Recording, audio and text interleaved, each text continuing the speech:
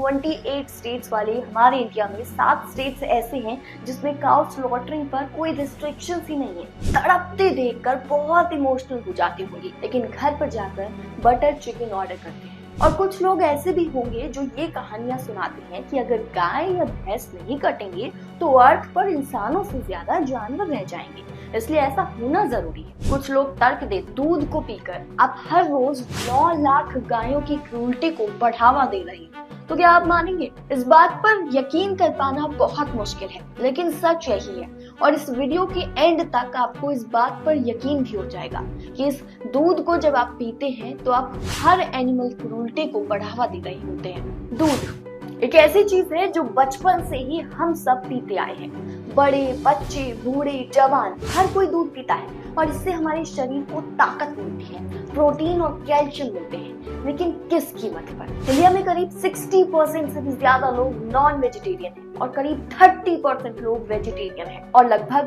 9% लोग वीगन बन चुके हैं। नॉन वेज लोग अक्सर एनिमल क्रूरटी पर बात करने से कतराते हैं। कुछ लोग तर्क देते हैं कि उनका खाना उनका पर्सनल मैटर है। अगर वो जानवरों को मारकर खा रही हैं तो इसका मतलब ये बिल्कुल नहीं कि वो उनसे प्यार नहीं करते। और फिर आते हैं वेजिटेरियन लोग जो खुद के नॉन वेज ना खाने पर प्राउड फील करते हैं। इन्हीं में से एक थी मैं, लेकिन सिर्फ तब तक जब तक मैंने ये शब्द नहीं सुना था, अहिंसा दूध। यानी कि वो दूध जो गाय या फिर भैंस को बिना कोई भी क्रूरटी पहुंचाए निकाला जाता है, जैसे कि गौशालाओं में। सोचने वाली बात यह है कि हमें इस शब्द की आखिर जरूरत ही क्यों पड़ी। इस टॉपिक में आप जितने डेप्थ में जाएंगे, जितना इसके बारे में सर्च करेंगे, जितना इसके बारे में जानेंगे, उतने ही करीब से आप जानवरों के दर्द को महसूस कर पाएंगे। इंडिया में गाय का दूध सबसे ज्यादा पिया जाता है और भारत की सभ्यता में गाय को एक पवित्र प्राणी माना गया है। गाय को हम लक्ष्मी के रूप में देखते हैं। कहीं ना कहीं हमारे पूर्वजों ने गाय को जिंदगी का एक हिस्सा समझा था। हिंदू धर्म में तो उन्हें गौ माता कहा गया है, जो सभी जीवों की रक्षा करती है। और हमारे यहाँ एक गाय का अपना महत्व है। दूध, गोबर, गौमूत्र के सहारे हम जीते आए और शायद इसी जरूरत की वजह से शुरुआत हो जाती है एनिमल क्रूरटी की। लेकिन ये समझना भी जरूरी है कि गाय पर अत्याचार सिर्फ उन्हें मारने, काटने या फिर उन्हें चोट पहुंचाने से नहीं होता, बल्कि हम इंसानों ने इसके कई सारे तरीके निकाल लिए हैं। हम इंसानों की एनिमल क्रूरटी गाय या भैंस को काटने से बहुत ही पहले शुरू हो जाती है। जब हम इस वीडियो को बनाने के लिए रिसर्च पर निकले तब हमें समझ आया कि गाय या फिर भैंसों के साथ कई तरह से क्रूरटी की जाती है। लेकिन क्रूरटी के तरीके समझने से पहले ये समझना जरूरी है कि आखिर ये सब होता किस चीज के लिए है। अब इसके मेनली 2 कारण हैं। डेयरी इंडस्ट्री, जिसमें दूध या फिर दूध से बने सभी प्रोडक्ट्स का बिजनेस होता है।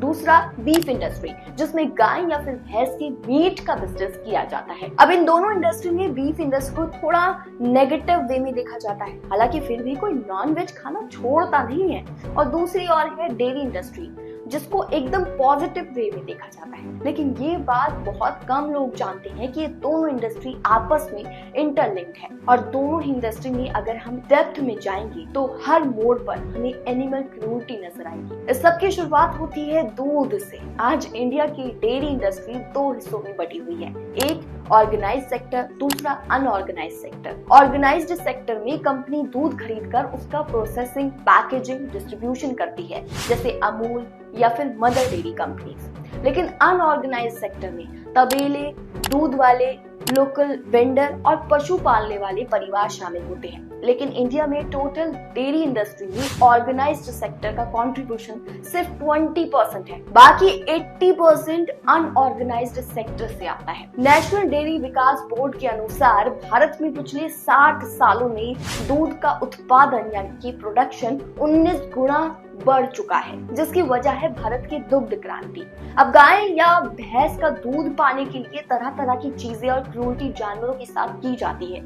इसकी शुरुआत हो जाती है गायों को प्रेग्नेंट करने के प्रोसेस से।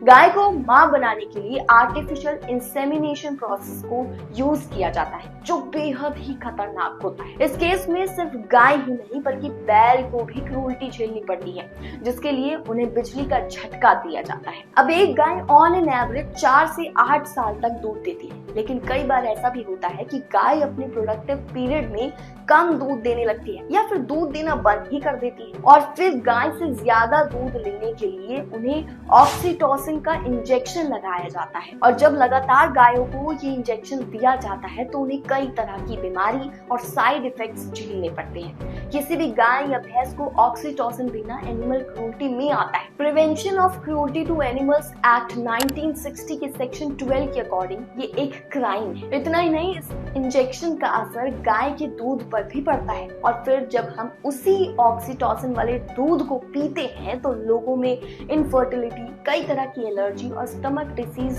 देखने को मिलती है। इसके लिए मार्च 2023 में दिल्ली हाई कोर्ट ने दिल्ली की 9 डेयरी कॉलोनियों में इंस्पेक्शंस के लिए कोर्ट कमिश्नर को भी बिल्ड किया था और तब सामने आया था कि ज्यादातर डेयरी फार्म में ऑक्सीटोसिन का इस्तेमाल ही होता है और उसी से गाय से दूध लिया जाता है। अब ये तो हो गई जब तक की बात जब तक गाय दूध देती रहती है, लेकिन असली कहानी तब शुरू होती है जब एक गाय का प्रोडक्टिव टाइम पीरियड खत्म हो जाता है। जब तक गाय दूध देती रहती है तब तक उसे रोज भरपेट चारा खिलाया जाता है, लेकिन जिस दिन से एक गाय दूध देना बंद कर देती है तब वो एक डेयरी फार्म के लिए महज बर्डन बन जाती है और ज्यादातर डेयरी फार्मर उनसे छुटकारा पाना चाहते हैं। लेकिन बात सिर्फ इतनी ही नहीं है। जब एक गाय बछड़े को जन्म देती है तो उसे तुरंत उसकी माँ से दूर कर दिया जाता है ताकि वो सारा नर होता है और उसकी स्किन मुलायम होती है तो उसे लेदर बनाने के लिए उसकी खाल को उतारा जाता है, वरना उसे स्लॉटर हाउस में भेज दिया जाता है जहाँ या तो उन्हें तुरंत काट दिया जाता है या फिर उसे बीफ फार्म में खिला पिलाकर बड़े होने के बाद काटा जाता है। और अगर बछड़ा मादा होता है तो वो बड़ा होकर अपनी माँ की जगह ले लेता है। लेकिन जब एक गाय दूध देना बंद कर देती होती है कि 28 स्टेट्स वाले हमारे इंडिया में 7 स्टेट्स ऐसे हैं जिसमें काउ स्लॉटरिंग पर कोई रिस्ट्रिक्शंस ही नहीं है और इसी वजह से बाकी स्टेट्स में भी काउ स्लॉटरिंग को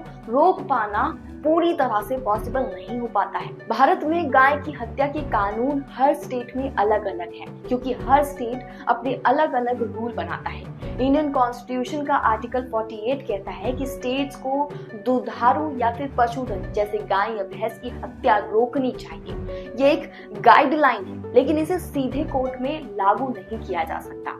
लेकिन कुछ राज्यों में यानी कि कुछ स्टेट्स में गाय की हत्या पर स्ट्रिक्ट रिस्ट्रिक्शंस है, जैसे कि उत्तर प्रदेश, मध्य प्रदेश, गुजरात, महाराष्ट्र, हरियाणा, राजस्थान। इन स्टेट्स में अगर किसी को गाय मारते हुए पकड़ा गया तो 6 महीने से 10 साल तक की जेल हो सकती है और भारी जुर्माना भरना पड़ेगा। लेकिन कुछ स्टेट्स जैसे कि केरल, पश्चिम बंगाल, उत्तर पूर्व के राज्य नागालैंड, मिजोरम, यहाँ कुछ शर्तों में गाय की हत्या की जा सकती है, यानी कि गाय हत्या की परमिशन दी गई है। जैसे अगर गाय पुरानी हो गई है या प्रोडक्टिव अब नहीं है तो उसे स्लॉटर करने की परमिशन आप ले सकते हैं। यकीन मानेंगे इस बात पर। इसके अलावा गाय हिंदुओं के लिए पवित्र है, इसलिए ये मुद्दा सेंसिटिव है। कुछ राज्यों में कानून के नाम पर कम्युनल टेंशन भी होती है और काउ प्रोटेक्शन ग्रुप्स विजिलेंट का काम करते हैं, जिसका क्रिटिसिज्म भी होता है कि ये कानून कुछ कम्युनिटीज को अफेक्ट करता है जो बीफ ट्रेड में है। दरअसल प्रॉब्लम ये है कि स्लॉटर हाउस और डेयरी फार्म के बीच एक लिंक है जिसे आप, मैं और हम सब बहुत ही कन्वीनियंटली इग्नोर कर देते हैं।